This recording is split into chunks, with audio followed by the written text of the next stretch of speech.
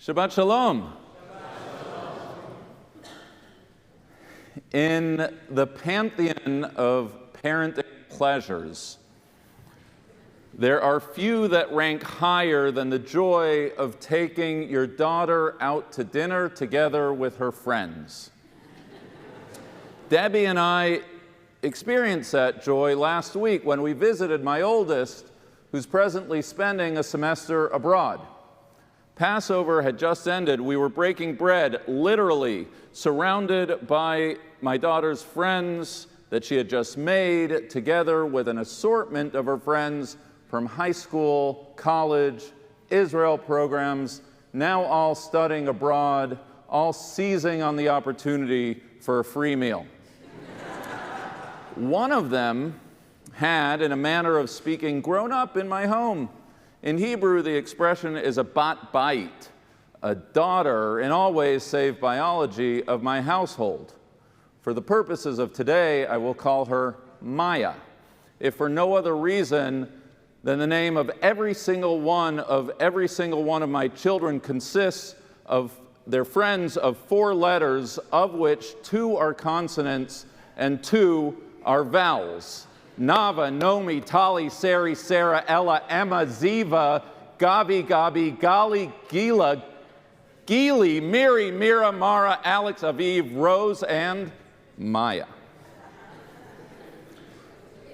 So I'm enjoying my meal when Maya, 2 seats over, turns to me and says, "Rabbi Cosgrove," a verbal cue that signaled she was about to ask me something beyond another slice of pizza.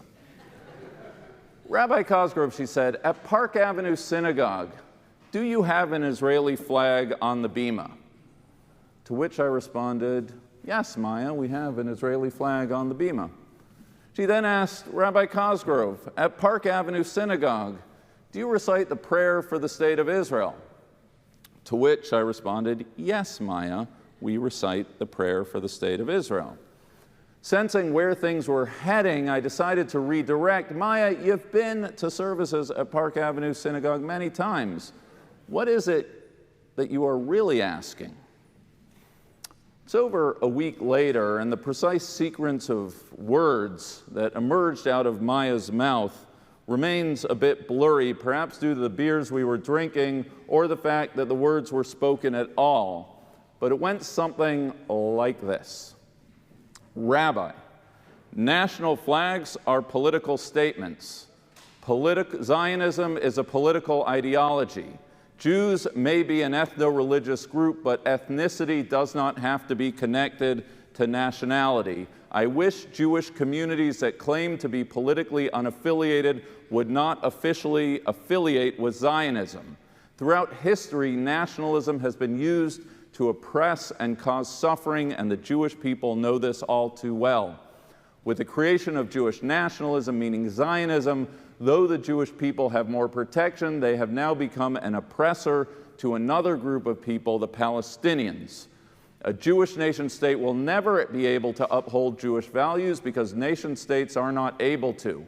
There have always been non-Zionist Jews. It's important to me that there be non-Zionist Jewish spaces, because I want to practice Judaism and have a Jewish identity that does not involve nationalism." Maya is as sharp as they come. She is warm, wonderful, and very, very funny. She's not just a proud Jew, she's a knowledgeable Jew. Her father is actually Israeli-born. She's a product of Jewish day school, Jewish camping, synagogue youth, and Israel experiences. No small fortune has been invested in her Jewish identity by her parents and the organized Jewish community.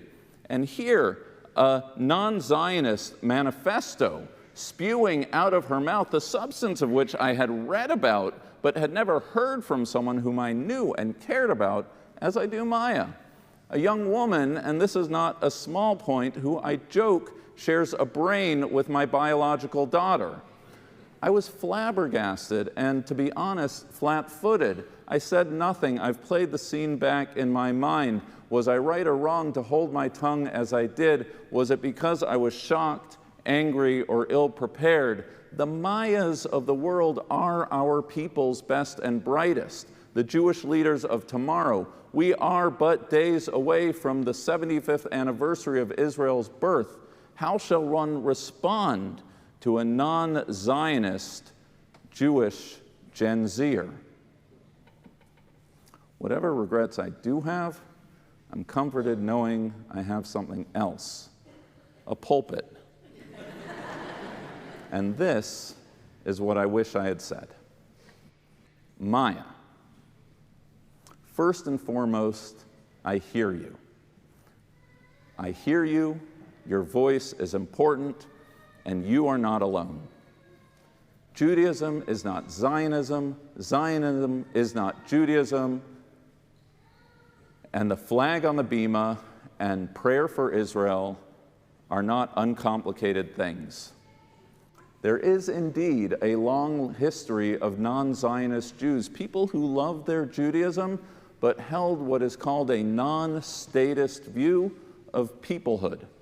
Not whack jobs or self-hating or messianic-waiting Jews, but proud Jews, Bundists and labor Zionists, cultural Zionists, even religious Zionists, who had attachments to the land but not in establishing a state. Big names like Mordechai Kaplan, who saw the Jewish people as a national civilization, Simon Ravidovich, who believed in global Hebraicism, and Hans Cohen, who had a vision of Jewish cultural humanism.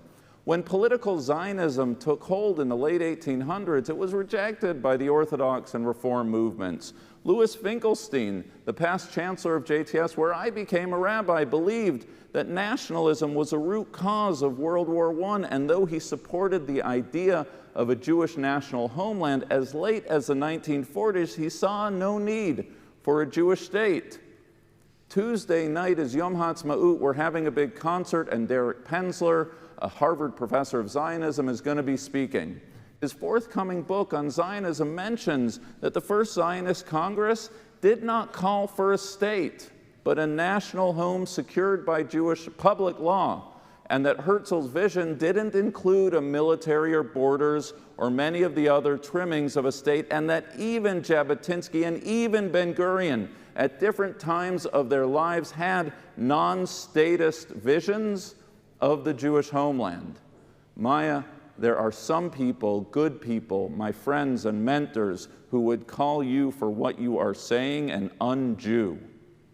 Those people throwing shade at you, Maya, trying to mess with your self-expression, those people need to calm down. Maya, you are not just not alone, you are a good Jew, and you stand in very good Jewish company. Maya, for someone of my generation, I can't imagine Judaism without Zionism. But I agree with you that Zionism is not Judaism. It is regrettable that the organized Jewish community made it seem so. When the state was founded in the wake of the Holocaust, American Jewry's support was critical. If we weren't going to move there, then we were going to support those who did philanthropically and politically. I understand why Israel advocacy was embraced as a tool for solidarity, a response to anti-Semitism, and a prophylactic against assimilation. We have our slogans, we march in our parades, we buy Israel bonds, we plant trees, and we write checks. Acts important unto themselves, but also as a rallying cry and a bonding agent for American Jews. It didn't happen all at once, but yes, somewhere along the way, this diaspora Zionism became, in the words of the late Rabbi Arthur Hertzberg, a substitute religion. Even worse, it became a litmus test for Jewish loyalty. In Hertzberg's words, the lack of support for Israel being the only offense for which Jews can be excommunicated. Support for Israel was instrumentalized to paper over the thinness of American Jewish identity. You know me, Maya. I am as big of a supporter of Israel travel, Israel study, birthright, and otherwise as there is. We need to give it all we got. But Maya, I am with you and then some, that if the strongest statement of Jewish pride and philanthropic muscle out there to reinvigorate Jewish American Jewry is to travel to Israel, then American Jewry has some serious soul-searching to do. And yes, Maya, I also get it. When you look at Israel, when I look at Israel, when anyone looks at Israel, we see an Israel that stands in breach of many of our values, our Jewish values. Democracy, religious pluralism, gay rights, the Palestinian right to self-determination, the very ideals that your Jewish education has instilled in you. I am deeply worried about what will become of liberal Zionism should Israel cease to be a liberal democracy. How can I ask anyone to support an Israel that doesn't support their values, an Israel that doesn't even see you? The math is not complicated. 52% of young Israelis today are either Haredi or Arab. For them, non-Orthodox diaspora Jewry is an abstraction. A typical secular Israeli expends zero psychic energy thinking about the shared destiny of the Jewish people. Diaspora Jews play no role in Knesset politics. Why exactly should you care about a place that does not acknowledge you, care about you, or even think about you? Maya, you are not crazy. If you weren't asking the questions you are asking, now that would be crazy. Maya, I didn't say that the synagogue was apolitical. You did. It's a sermon for another day. But on a certain level, a synagogue, a good synagogue, is not only a house of prayer, but it's a place that helps Jews identify, explore, and wrestle with Jewish values and inspire them to realize values, sometimes through the instrument of politics in this world. And high on that list of values is love of Israel. Yes, there is a strand of non-Zionist thought embedded in the Jewish DNA. And yes, the project of Rabbinic Judaism took shape almost entirely outside of the land of Israel. But it is, I believe, a misreading of Jewish history to call Judaism anything else other than a land-centered faith. From God's first call to Abraham, to the land that I will show you, to our arrival in that promised land, through the first and second commonwealth, through the exile, and the words of our prayer, and the direction to which we pray, the rituals we observe, and the aspirations we hold, our eyes have always been turned towards Zion. Not just a shared faith, not just a language and culture, but an attachment to the land. To live there if you choose, and if you choose otherwise, to support those who do. It is, in my mind, fundamental to what it means to be a Jew today. It's why we have the flag on the bima. It's why we recite the prayer for the state of Israel. It's why I'm a proud Zionist. It's why I am politically engaged in Israel. And it's why I ask that of my congregants as well. And yes, Maya, we do live in a time when nationalism has become an ugly word, oftentimes for good reason. It would be nice to imagine, as John Lennon did, where there are no countries, nothing to kill or die for. But Maya, we need to live in the factual world, not the counterfactual. The rise of political Zionism, the establishment of the Jewish state, arose as a response to the belief that Jews have a moral right and historic need for self-determination within historic Palestine. If I needed an argument for Zionism, Jewish nationalism, statehood, whatever you want to call it, I could make the argument by way of 2,000 years of Jewish history and the exclamation point of the Shoah. But I don't need to.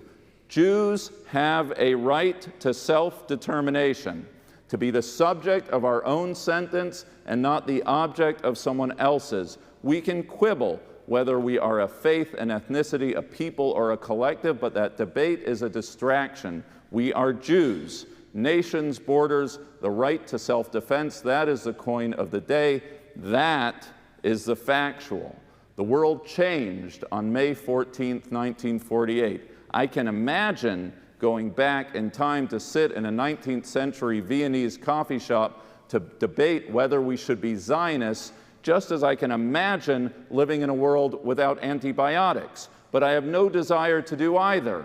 Does Israel's right of sovereignty clash with the Palestinian self-same right Of course it does. Should Israel, no different than the Palestinians, be held responsible for its role in obstructing a two-state solution? Absolutely. Israel is a deeply imperfect state that, just like any nation state, falls short of its stated values. But Maya, given the choice of a sovereign and imperfect Israel or the moral purity of exiled victimhood, I would choose the former over the latter any day, and so should you.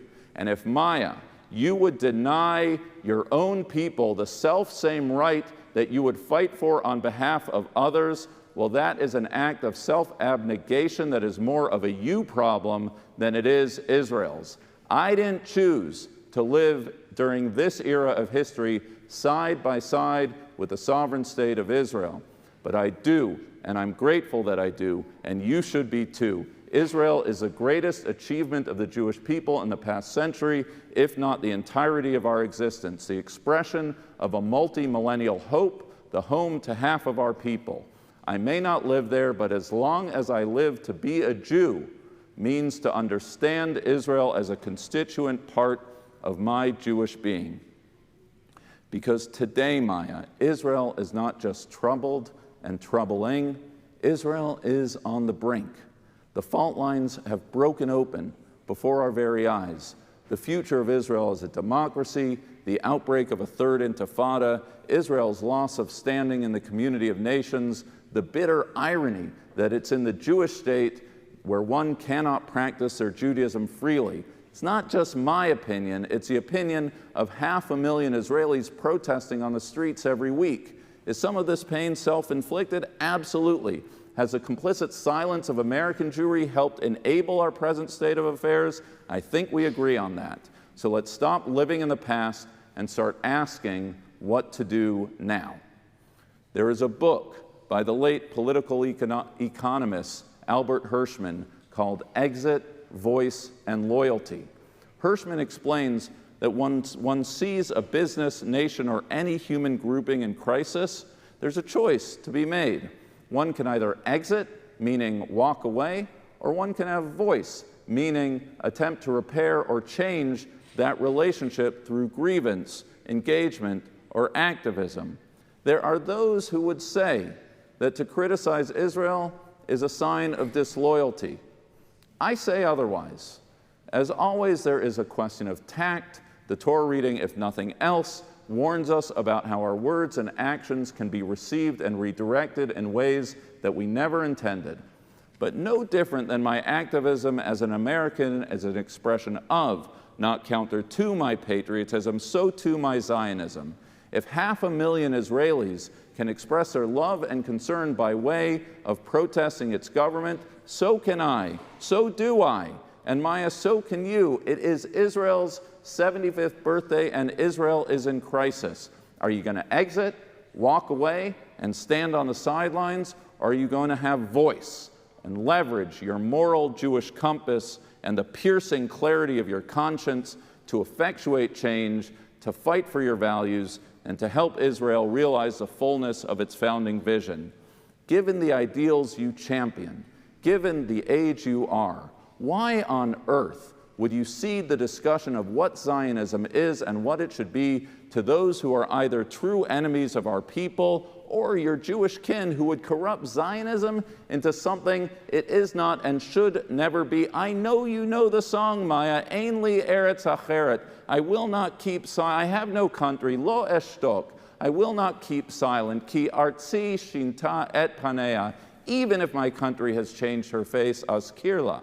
I will remind her, ad shetiftach et eineha, until she opens her eyes. Encounter, Truah, Zionist, Seeds of Peace, Roots, Israel Policy Forum. There's no shortage of organizations fighting the good fight, and I know, because I know, they would welcome your engagement. Maya, let me end where I began. I hear you. Your voice is important, and you are not alone.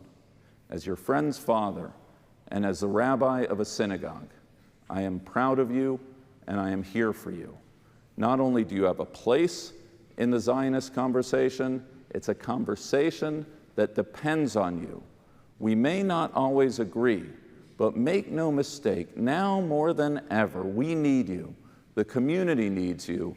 And on its 75th birthday, Israel needs you. I can't wait to hear what you have to say in response.